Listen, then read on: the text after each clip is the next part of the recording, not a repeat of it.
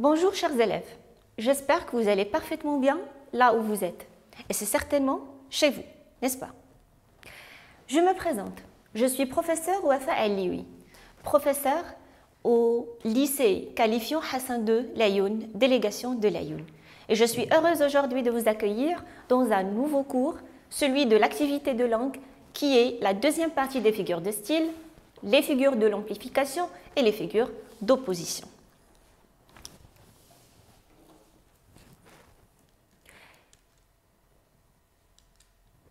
On va faire un tout petit rappel des figures de style.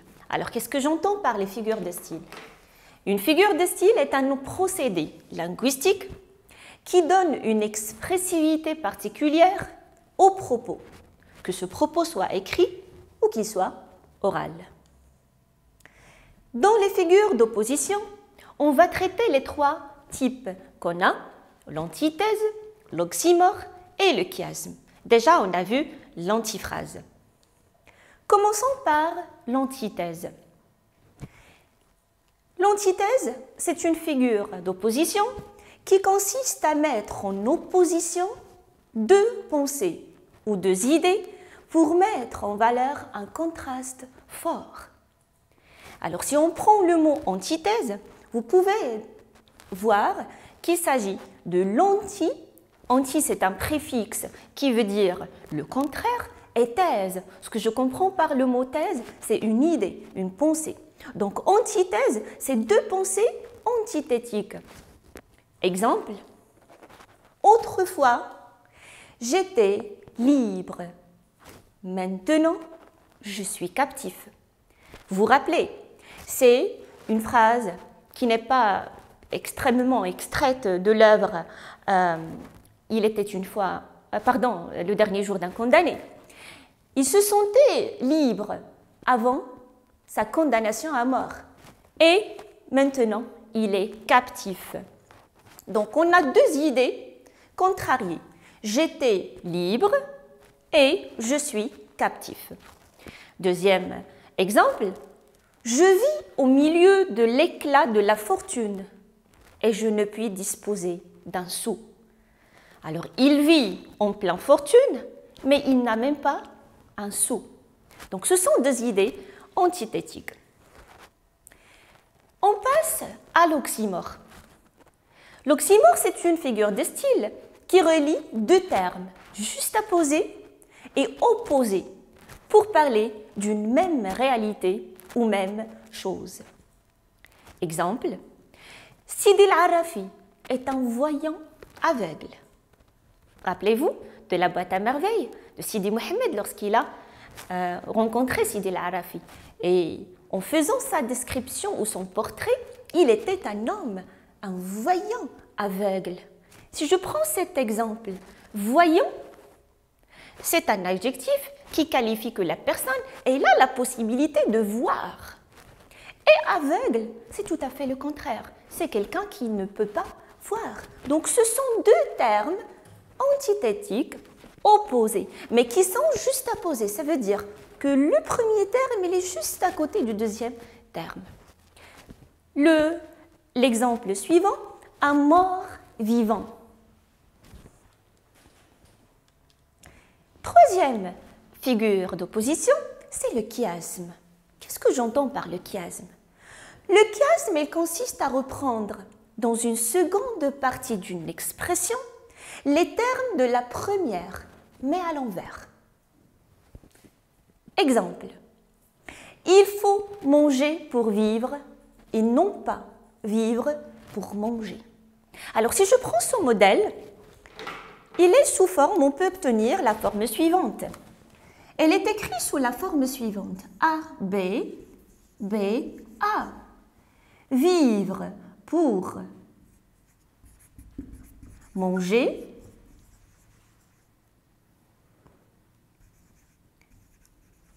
Ou c'est le contraire, on va commencer par manger pour vivre. C'est AB.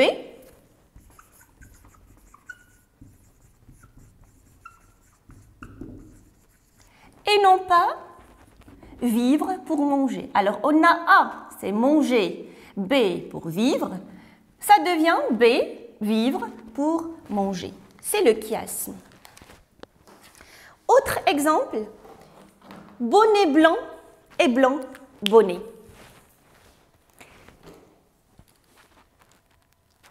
On passe maintenant à la deuxième partie des figures de l'amplification, là où on va traiter les 4 figures essentielles qui sont l'hyperbole, l'anaphore, la gradation et la répétition.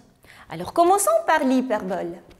Hyperbole, c'est une figure de style qui amplifie les termes d'un énoncé afin de mettre en valeur un objet ou une idée.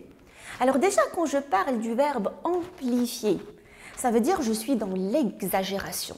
C'est donner à un terme ou à une expression ou à une idée quelconque un poids plus que le tien ou le sien ou la sienne vraiment. Exemple, des siècles passèrent.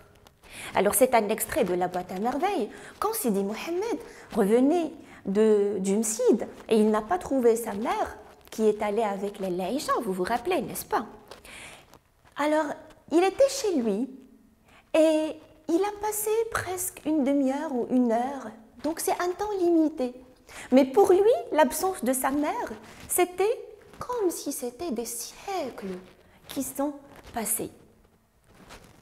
Pourquoi on a dit qu'il s'agit de l'hyperbole?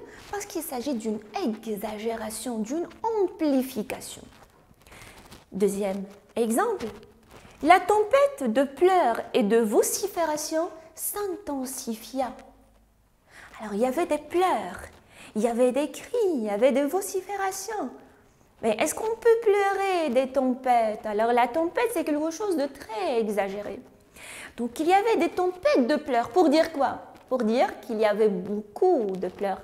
On a beaucoup pleuré, on a beaucoup crié, n'est-ce pas?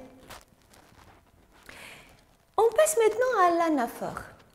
Alors, anaphore, elle consiste à reprendre plusieurs fois le ou les mêmes mots en tête de vers successifs ou de phrases. Ça veut dire, il s'agit d'une sorte de répétition. On va reprendre un mot ou bien un groupe de mots. Au début de chaque phrase, il doit se répéter dans chaque phrase ou bien au début de chaque vers. Quand je parle de vers, ce sont les vers d'un texte poétique. Alors, on a un exemple. Il n'y a pas d'amour qui ne soit à douleur. Il n'y a pas d'amour dont on ne soit meurtri. Il n'y a pas d'amour dont on ne soit flétri. Alors, dans cette strophe, il s'agit d'un tercet de 3 vers. Dans cette strophe, il y a la répétition de groupes de mots. Il n'y a pas d'amour au début de chaque vers. Alors là, on est en train de parler d'un amour déchiré. D'accord? Suivant, c'est la gradation.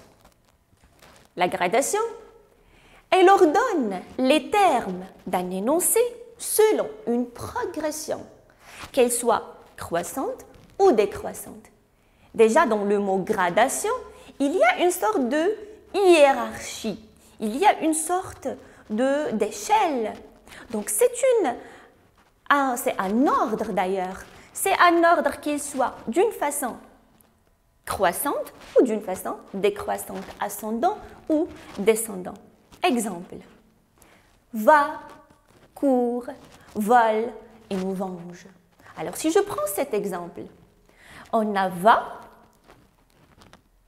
court, c'est plus d'énergie, plus d'action. Et vole, donc il y a un ordre. Mais cet ordre, est-il descendant ou ascendant? Croissant ou décroissant? Certainement, c'est un ordre croissant. Deuxième exemple, vous ne donnez qu'un jour, qu'une heure, qu'un moment. Alors dans cet exemple, vous pouvez remarquer qu'il s'agit d'une décroissance au niveau temporel du temps. Il y a le jour, et puis une heure, c'est moins qu'un jour, et puis un moment, c'est moins que les deux précédents. Donc ici, il s'agit d'une gradation qui est décroissante. On passe à la répétition. Alors répétition, c'est un mot qui garde son sens d'ailleurs. Répétition, ça vient du verbe répéter. Répéter, ça veut dire on va reprendre la chose plusieurs fois. Alors la répétition, c'est une figure de style dans laquelle on répète plusieurs fois le même mot ou la même expression. Exemple, le héron au long bec est manché d'un long cou. Alors, vous remarquez ici qu'il y a la répétition de l'adjectif qualificatif long qui est répété 2 fois dans la même proposition ou dans le même énoncé. Donc, c'est une figure de style qui est la répétition. On passe maintenant à un exercice d'application. Pour bien consolider vos acquis, il faut qu'on passe à l'exercice d'application. Alors, notre exercice d'aujourd'hui, il donne la consigne suivante. Identifiez la figure de style employée dans chaque énoncé. Et bien sûr, jeunes gens, lorsque vous faites l'exercice et vous précisez de quelle figure de style il s'agit dans chaque énoncé, il faut dire pourquoi. Pourquoi vous avez cité telle ou telle figure de style. Première phrase, pour y renaître, il fallait d'abord mourir. Rappelez-vous, c'est un extrait de la boîte à merveilles, lorsque Sidi Mohammed était en train de parler avec son père de la notion du paradis, etc. 2. Des nuits blanches qu'elle avait passées à gémir. 3. Les femmes continuaient leurs éternels voyages. 4. Soyons responsables. Soyons de bons citoyens. Soyons de vrais humains contre le coronavirus. Alors, jeunes élèves, là, notre cours d'aujourd'hui est terminé. J'espère que vous restiez chez vous. Restez positifs. Ciao, ciao.